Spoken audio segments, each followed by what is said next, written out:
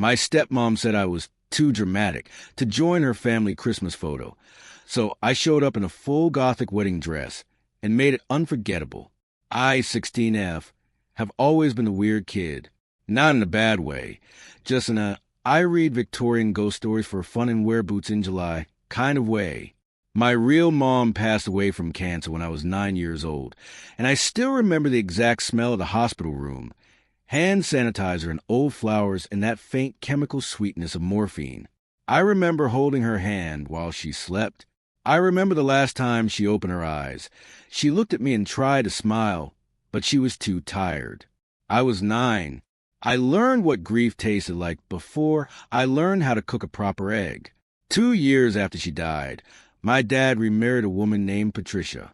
Patricia is the kind of person who owns 12 scented candles that all say live, laugh, love in cursive font, and genuinely believes that negative emotions are something you should schedule for a Tuesday afternoon between 3 and 4 p.m. so they don't interfere with dinner. She has a color-coded calendar for feelings check-ins. She once told me that crying is inefficient. She has 2 daughters from a previous marriage, 14-year-old twins who are basically mini versions of her.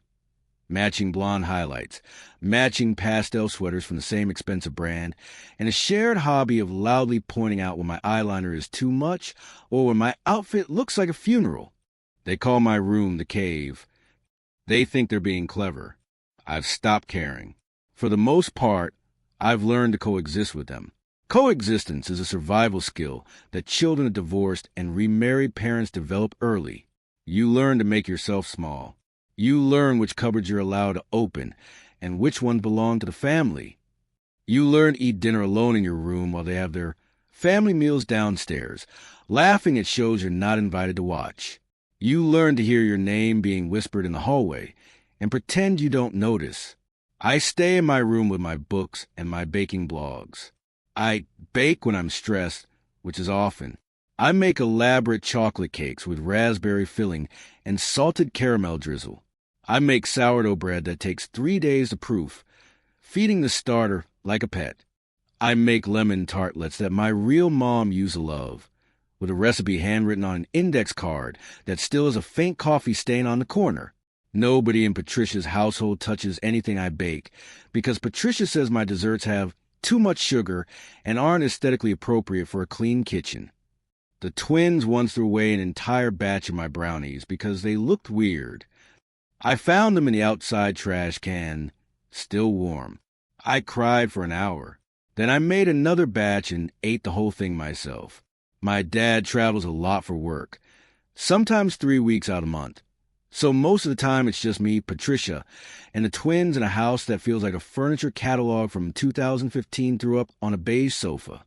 There are throw pillows that say gather and blessed and family. There's a sign in the kitchen that says live, laugh, love in 3 different fonts. I am the only person in that house who has ever laughed until she cried. I am the only person in that house who has ever loved something so much it broke her heart. I have gotten used to being the shadow in the corner, the extra fork at the table, the daughter who belongs to a dead woman and therefore doesn't quite fit into the new picture. I have gotten used to it. That doesn't mean it doesn't hurt. But Christmas is different. Christmas is sacred. Christmas is the one time of year when the rules shift, when the geography of belonging redraws itself. My dad's side of the family is enormous, like 30-plus people enormous, counting aunts, uncles, cousins, second cousins, great aunts who smell like mothballs and bring the same Jell-O salad every year, and a few family friends who've just always been there for so long that nobody can remember a time when they weren't. Every year for as long as I can remember, we all cram into my grandmother's old farmhouse 2 hours north of where we live. It's a sprawling, drafty place with creaky floors that sing when you walk on them and a wood-burning stove that never quite heats the upstairs bedrooms, no matter how many logs you feed it. The wallpaper in the hallway has roses on it that were fashionable in 1987. The kitchen sink has a window above it that faces a frozen field where deer sometimes gather at dawn. It's loud, chaotic, messy, wonderful, and honestly the only time all year that I still feel like I belong to something bigger than my own loneliness. My grandmother still keeps a framed photo of my real mom on the mantle, right next to the nativity scene that's missing baby Jesus because one of the toddlers hid him in a drawer 3 years ago. In the photo, my mom is laughing. She's wearing a ridiculous Christmas hat with bells on it. Her hair is short because the chemo had just started growing back. She looks alive in a way that still makes my chest ache. Patricia hates that photo. Every time she visits, she tries to accidentally knock it over or cover with a decoration, a garland, a candle, a strategically placed nutcracker. My grandmother always puts it back before dessert, without a word, without a fight, just a quiet rearrangement of the world back to its proper order. This year, Patricia announced 2 weeks before Christmas that she was going to orchestrate the perfect family Christmas card for her Instagram. Not a card we actually mail to anyone with addresses and stamps like normal people. Not a card that anyone would keep on their refrigerator or tuck into a drawer to find years later. Just a card she posts online for her 200 followers, most of whom are old co-workers from a job she left in 2019 and women she met at yoga retreats who she doesn't actually like but follows out of obligation. She spent weeks planning matching outfits. She made a Pinterest board. She sent group texts. She ordered everything online with expedited shipping. The final vision: cream-colored cable knit sweaters from a brand that costs more than my monthly grocery budget, burgundy plaid scarves, dark jeans without any rips or fading or personality, and matching wool socks with a candid photo where everyone pretends to drink hot cocoa by the fire while looking off into the middle distance.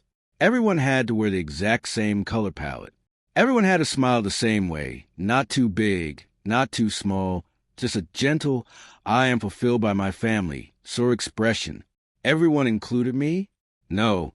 She pulled me aside 3 days before Christmas. I was in the kitchen, testing a new recipe for gingerbread cookies that I was going to bring to the farmhouse. The counter was dusted with flour. The air smelled like molasses and cloves.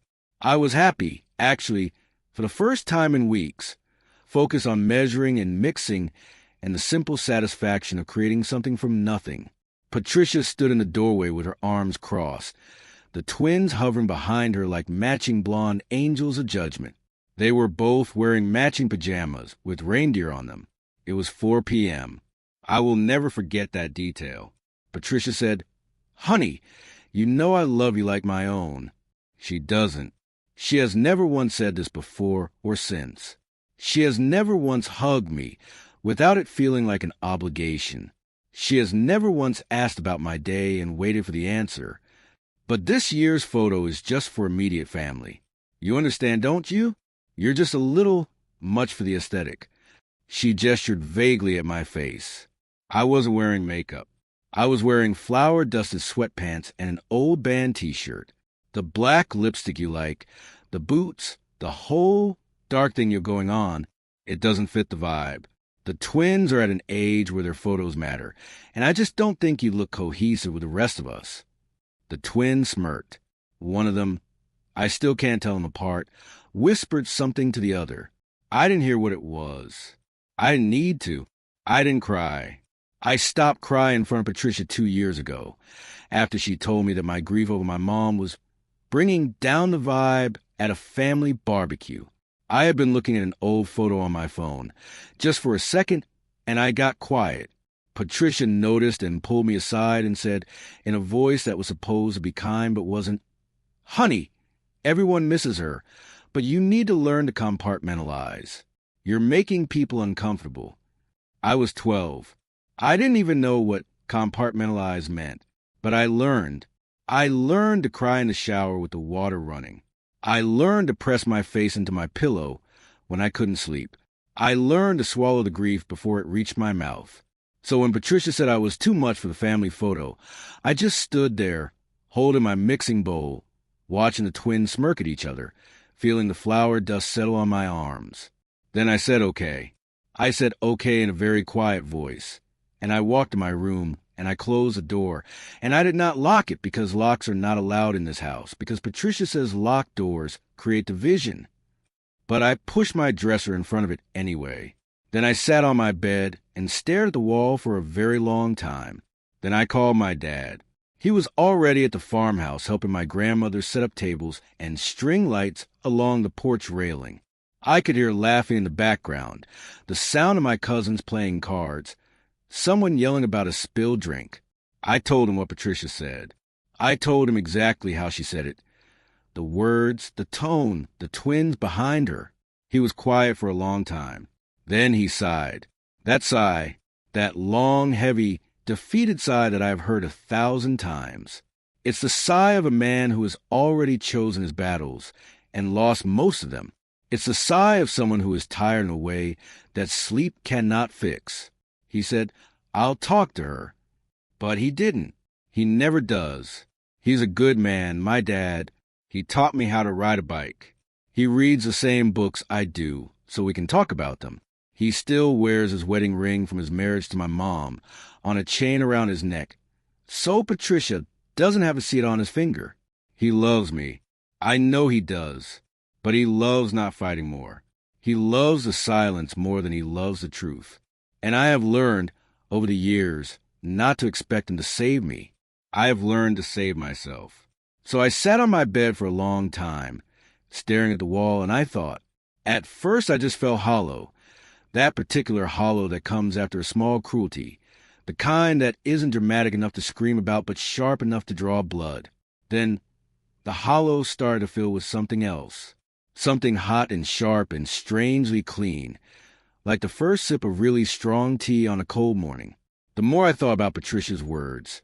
Too much. Doesn't fit the vibe. The twins' photos matter. The less sad I got. And the less sad I got, the more plans started to form in the back of my mind. It started as a tiny spark. The way a kitchen fire starts from nothing. And then it grew. Now, I need you to understand something about me. I am not a confrontational person by nature. I bake. I read. I write in my journal in purple ink. I cry in the shower where nobody can hear me, with the water so hot it turns my skin pink. I apologize for existing more times in a single week than most people do in a year. When someone cuts me in line at the grocery store, I let them. When someone says something mean, I convince myself they didn't mean it. I have spent my whole life making myself smaller, quieter, easier to ignore. But every once in a while, something snaps. Not loudly, like a twig breaking in a forest. Quietly, like a thread pulling loose from a seam. And once that thread is loose, the whole thing unravels whether you want it to or not. This was one of those times. This was a thread that pulled, and I decided, for the first time in my life, not to sew it back. I remembered the vintage wedding dress I'd found at a thrift store 6 months ago. It was hidden in the back, behind a rack of musty fur coats that smelled like someone's dead grandmother and old prom dresses from the 80s with shoulder pads the size of small continents. I had been looking for a Halloween costume, something cheap and weird, and then I saw it. The dress, black lace, Victorian style, with a high collar that buttons all the way up to the chin and sleeves that puff out like I'm about to haunt a damp English manor. A bustle in the back. A train that drags on the floor like spilled ink, beating around a waist that looks like tiny black thorns. It had a tag that said vintage 1970s wedding gown, altered, and a price of $22. I bought it immediately, even though I had no plan for it. I bought it for a costume party that I never ended up going to because Patricia said I shouldn't embarrass the family by dressing like a weird gothic vampire, and the twins laughed at me for 3 days straight. The dress has been hanging in my closet in a garment bag ever since, waiting. I didn't even know what it was waiting for. I didn't know I was waiting for anything, but now I did. The dress wasn't waiting for a costume party. It was waiting for Christmas. I didn't sleep well that night. I lay in bed, staring at the ceiling, running the plan over and over. What if I lost my nerve? What if I got there and couldn't follow through? What if Patricia kicked me out? What if my dad just stood there and said nothing, like he always did? But underneath all the what-ifs, there was something else. Something that felt dangerously close to excitement. I fell asleep around 3 a.m., clutching my mom's old stuffed bear that I've had since I was a baby, and dreamed of black lace and church bells. The morning of Christmas Eve, Patricia and the twins left early. 7 a.m. sharp. I heard the garage door open and close to get their hair blown out at an expensive salon in town. They would be gone for at least 4 hours. They would get cinnamon-scented treatments and hot stone massages and come back smelling like a department store. I had the whole house to myself for the first time in weeks. I didn't waste a single minute. First, I baked. I always bake when I'm nervous. It's what my mom taught me to do. When life is chaos, she used to say, standing at the kitchen counter, her apron with flour on her nose, make something that rises. So I made cinnamon rolls from scratch. I made the dough, let it proof in the warmest corner of the kitchen, rolled it out with butter and brown sugar and cinnamon, and a pinch of cardamom, because that's how my mom did it. I set them aside to bake later, covered with a tea towel. Then I went to my closet and took out the garment bag. I unzipped it slowly, like I was opening a time capsule. The dress smelled like old fabric and thrift store mysteries. I held it up to the light. I put it on. Getting into a Victorian-style wedding dress alone is not easy. There are buttons. So many buttons. I had to twist my arms behind my back and work my way up from the waist to the collar. By the time I was done, my fingers ached and I was slightly out of breath. But then I stood up straight and looked at myself in the mirror. The dress fit like it had been made for me. The lace was scratchy against my collarbone, but in a good way, like armor, like something that would protect me. The train pulled around my feet like black water. The bustle made my waist look impossibly small. The sleeves made me feel like I was wearing a cloud made of thorns. I stood in front of my full-length mirror, and I didn't recognize myself. Not because I looked different, but because I looked more like myself than I had in years. I looked like someone who was afraid. I looked like someone who had nothing left to lose. I looked like exactly who I had always wanted to be. Then I did my makeup. I took my time. I blended my foundation, contoured my cheekbones, painted my lips with black lipstick, so dark it was almost blue in certain lights. I used 3 different eyeshadows to create a smoky eye that faded from charcoal to silver to a hint of deep purple. I drew winged liner, so sharp it could cut glass. I curled my long dark hair into loose, dramatic waves and pinned a fake black rose above my left ear. A rose that I bought 2 years ago for a school dance. I didn't end up going because I didn't have anyone to go with. I dabbed my mom's old perfume behind my ears, jasmine and sandalwood and something else. Something almost gone now. The last ghost of scent that used to fill the whole house. I looked like a ghost bride who'd been left at the altar and decided to throw the reception anyway. I looked like the main character in a story that hadn't been written yet. I looked unforgettable. I drove myself to the farmhouse. 2 hours of back roads, past frozen fields and bare trees, an occasional farm stand that was closed for the season. The sun was low and pale in the sky, the kind of winter light that makes everything look like an old photograph. I had my phone connected to the car speakers, playing gothic Christmas covers, symphonic male versions of Carol the Bells, a haunting piano rendition of Oh Holy Night that made my chest ache, a cover of Fairy Tale in New York by a band I'd never heard of but instantly loved. My heart was pounding so hard I could feel it in my throat, in my temples, in the palms of my hands on the steering wheel. Part of me wanted to turn around. Part of me wanted to go back to my room and hide under my blankets like I always did, like the good, quiet, invisible daughter that Patricia wanted me to be. But I kept driving. I kept driving because every time I thought about turning back, I remembered the way Patricia said too much. I remembered the twins smirking. I remember my dad sigh, and I kept driving.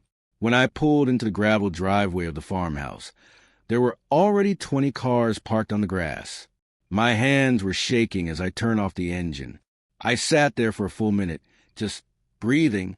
Then I opened the car door, stepped out onto the frozen gravel in my boots, and let the train of my dress fall behind me. The wind was cold against my bare collarbone. I walked toward the front door, and I didn't look back. When I walked through the front door of the farmhouse, you could have heard a pine needle drop onto the hardwood floor. The house was full.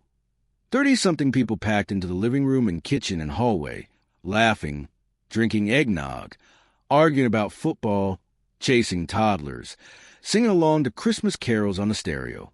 I stood in the doorway, framed by the winter light coming to the glass storm door, and one by one, they all turned to look at me. The conversation stopped mid-sentence. The music played on, unnoticed. A toddler stopped chasing a ball and stared with his mouth open. My uncle, who was reaching for a cookie, froze with his hand in the air. I stood there, black lace and black lipstick and black rose, and I let them look. My grandmother was the first to see me. She was sitting in her favorite armchair by the fire, wearing a ridiculous Christmas sweater with a 3D reindeer nose that lit up when you pressed it.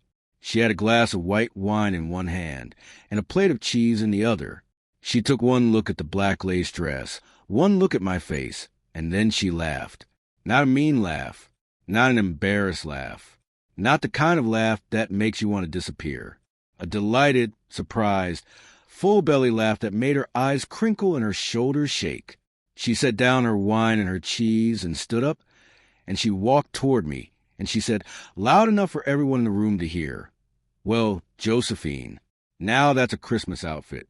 You look like you're about to marry a ghost, and I am absolutely here for it. Come here, you beautiful weirdo." And she hugged me, lace and all, and I almost cried right there. Patricia was in the living room, arranging everyone for the photo. She had the twins in matching cream-colored sweater dresses and patent leather shoes that squeaked when they walked. My dad in a navy button-up that she'd ironed that morning, standing with his hands in his pockets. A tripod set up with her phone attached to a remote shutter. She was adjusting the angle, telling people where to stand, making sure the lighting was right. A little to the left. "No, you're left. Smile like you mean it." She looked up to scold someone for standing in the wrong spot, and she saw me. Her face went through about 5 stages of horror in the span of 2 seconds. First confusion. Who is that? Then recognition. Oh no. Then disbelief. She wouldn't. Then fury. She did. And then a weird, twitchy thing where she tried to smile, but her mouth wouldn't cooperate, like a puppet with broken strings. "What are you wearing?" she whispered. But it wasn't a whisper. It was a kind of loud whisper that everyone hears, the kind that echoes off walls. "What are you doing here?" "My Christmas best," I said, clear as a bell, loud enough for the whole room. I smiled at her. I didn't know I could smile like that. You said I couldn't be in the photo because I didn't fit the vibe, so I created my own vibe. The twins stare at me with their mouths slightly open, their matching blonde highlights, suddenly looking very ordinary. My dad stared at the floor, then at the ceiling, then at the wall, then anywhere but at me. His hands were shaking. My aunts and uncles and cousins, all 30 of them, slowly turned away from their conversations to watch. Someone's toddler pointed at me and said, "Pretty," which was sweet. Someone else, I think my Uncle Robert, who drinks too much and tells the same stories every year, let out a low whistle and said, "Now that's entrance." My grandmother was still standing next to me, holding my hand, and that's when I did the thing I'm proudest of in my entire 16 years of life. I didn't hide. I didn't apologize. I didn't shrink. I didn't make myself small or quiet or easy. I walked right into the middle of that living room, the train of my dress dragging across the rug, my boots making soft thudding sounds on the wood floor, the lace rustling like a secret. I walked right up to Patricia, stood next to her, looked her in the eye, and said, still calm, still clear, still smiling. Since I'm not immediate family for the photo, I thought I'd just stand here and watch. But then I realized something while I was driving here. Something important. I am family. My mom's ashes are in that urn on the mantel. My blood runs through this house. My grandmother's name is on the deed to this farmhouse. My cousins share my last name. I was here before you were, Patricia, and I'll be here after. So here's what's going to happen. Either you take the photo with me in it, or you explain to everyone in this room why you excluded the dead woman's daughter from Christmas. Out loud, right now, to all of them. I didn't yell. I didn't cry. I didn't even raise my voice. I just stood there, black lace and black lipstick, and I waited. The room was silent. Someone's phone buzzed. A log crackled in the fireplace. My grandmother squeezed my hand. My dad finally looked up. His eyes were watery. He opened his mouth, closed it, opened it again. Nothing came out. Patricia opened her mouth too. Her face was flushed red, then white, then red again. She looked at my dad for help. He shook his head. Just barely. A tiny movement that might have been nothing. She looked at the twins. They were staring at their matching patent leather shoes. She looked around the room at all the faces staring back at her. My grandmother's amused smile, my cousin's raised eyebrows, my aunt's folded arms, my uncle's uncomfortable shifting. She looked at me, and for one perfect moment, she had nothing to say. No one came to her rescue. And then something beautiful happened. My cousin Beatrice, the cool one who's in college and has a nose ring and dates a girl with purple hair and studies something complicated that I don't understand, started clapping. Slowly at first, one clap at a time, like she was starting a slow wave. Then my other cousin, the one who plays hockey and never talks to anyone, joined in. Then my Uncle Robert, who drinks too much, raised his glass and said, "Here, here." Then my grandmother stood up out of her chair, walked over to me, took my hand, and pulled me into the center of the group. "We're taking 2 photos," my grandmother announced to the room, in the voice that nobody argues with, the voice that raised my dad and his brothers and has been commanding attention for 60 years. One with a dress, and one without. But I'm framing the one with, and I'm putting it on the mantle right next to Josephine's mother. And if anyone has a problem with that, they can take it up with me after dinner. We took the photos. Patricia smiled like she was passing a kidney stone, her teeth clenched, her eyes dead. The twins smiled like they were being held hostage. My dad smiled like he was about to cry. But I smiled, genuinely. For the first time in a very long time, I wasn't the weird kid hiding in the corner. I wasn't the daughter who was too much or didn't fit the vibe. I was the weird kid who showed up, who refused to disappear, who wore a gothic wedding dress to Christmas Eve and made it everyone else's problem in the best possible way.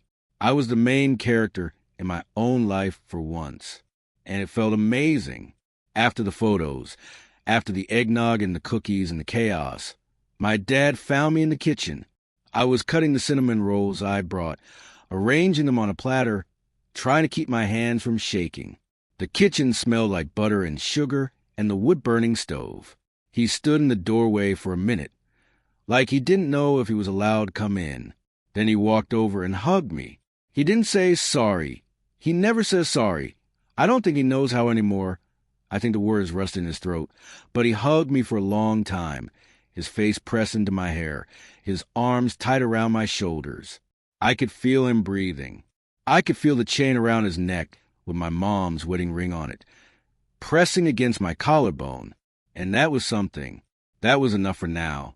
Sometimes the people we love can't give us what we need. Sometimes they can only give us a hug and a silence that means, "I see you." And we have to decide if that's enough to stay. Patricia didn't speak to me for the rest of the night. Not one word. Not at dinner. Not during gift exchange. Not when I helped my grandmother wash the dishes. She sat in the corner with the twins, scrolling through her phone, ignoring everyone who tried to talk to her.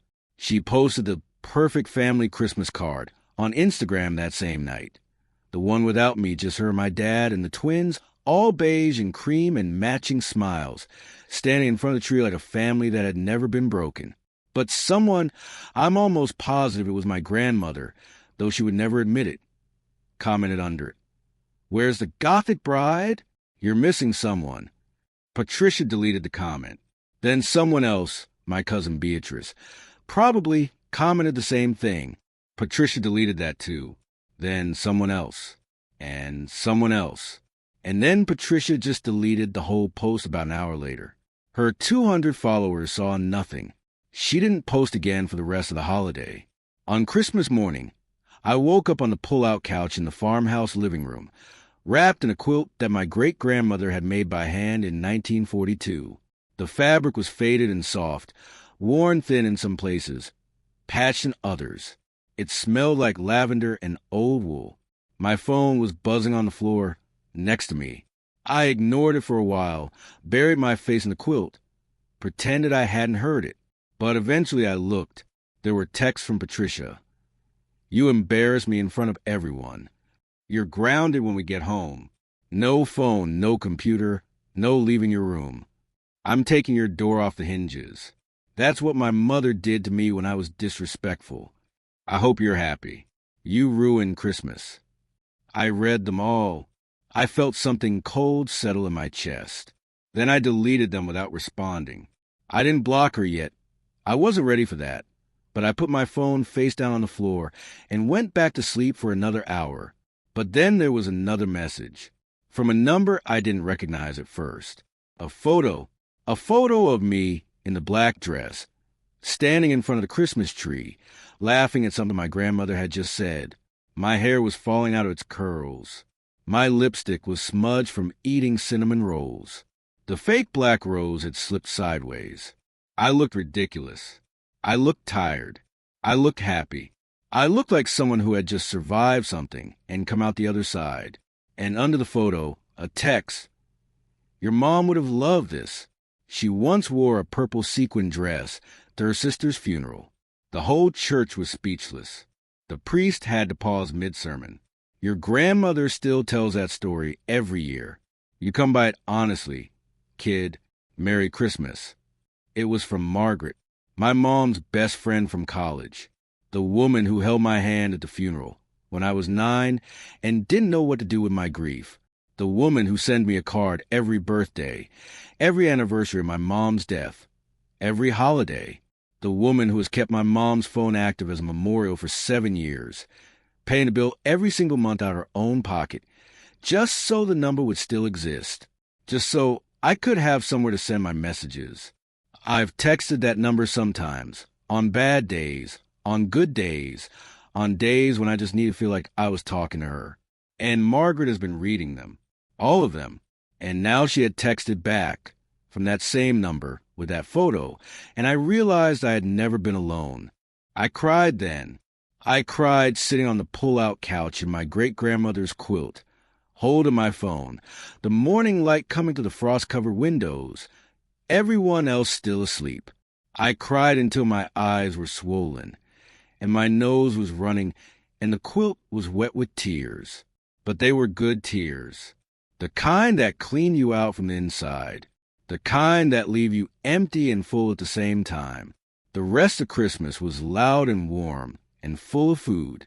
I didn't cook for 30 people this year. My grandmother ordered catering from a local diner because she said I deserved a break, because she said I had done enough. I sat next to Beatrice, and we made fun of Patricia's Instagram captions from the one post that survived. I taught my little cousin how to make origami swans out of napkins. I helped my dad fix the ancient popcorn machine that only works if you hit it on the side 3 times exactly, not twice, not 4 times, but 3. No one asked me to bake. No one asked me to babysit the toddlers. No one asked me to set the table or clear the dishes or fetch drinks for the adults. No one told me I was too much or too dramatic or not fitting the vibe. For one day, I was just another person at the table. For one day, I belonged without having to earn it. When we got home the day after Christmas, Patricia tried to ground me. She was waiting in the living room when we walked in the door, sitting on the beige sofa with her arms crossed, the twins flanking her like matching bookends. "No phone for 2 weeks," she said. "No leaving your room except for meals. You need to learn respect. You need to learn that actions have consequences. You humiliated me in front of your father's entire family." I stood in the foyer, still wearing my boots, holding my bag. I looked at her for a long time. I thought about all the times I had swallowed my anger, all the times I had apologized for things that weren't my fault, all the times I had made myself small, so she could feel big. And then I did something I had never done before. I said, no, just one word. Just no. Patricia's face went red. Excuse me? I said no. I repeated, you don't get to ground me. You don't get to punish me for standing up for myself. You excluded me from a family photo. You called me too much. You told me my grief made people uncomfortable. You have spent 3 years making me feel like I don't belong in my own home, and I am done apologizing for existing. The twins stared. My dad stood behind me, silent. Patricia opened her mouth, closed it, opened it again. I didn't wait for her to find words. I walked to my room, closed the door. I didn't push the dresser in front of it this time, and I called my dad's sister, my Aunt Diana, the one who lives 3 states away in a converted barn with 2 rescue dogs and a vegetable garden and purple walls in the guest room. Diana picked up on the second ring. Hey, kid, she said, I've been waiting for this call. I told her everything.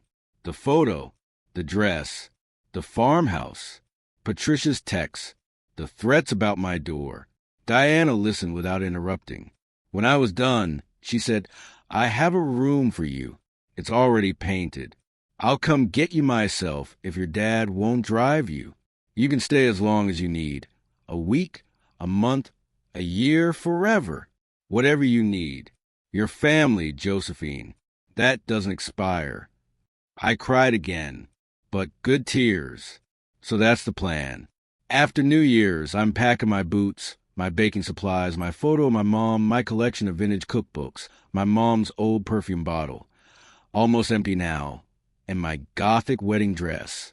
I'm leaving the beige house with the live, laugh, love signs, and the twins who smirk, and the stepmother who never wanted me. I'm going to live with Aunt Diana in her barn with the purple walls and the dogs and the vegetable garden.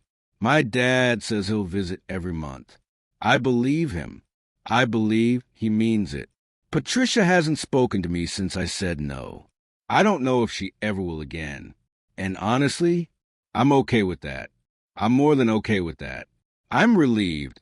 The last thing I did before blocking Patricia's number, not just muting her, not just putting her on Do Not Disturb, but actually blocking her, was bake her a cake.